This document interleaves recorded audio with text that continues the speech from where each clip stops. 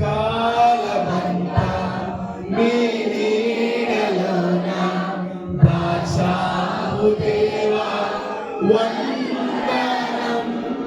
కృప ఎలా తీర్చగలను నీ రుణం. పాడనా నీ కీర్తన, పొగడనా నీ కీర్తన, పొగడనా వేణోళ్ళనా. ఎంత గట్టిగా పాడాలనుకుంటే అంత గట్టిగా పాడతావు. వందనా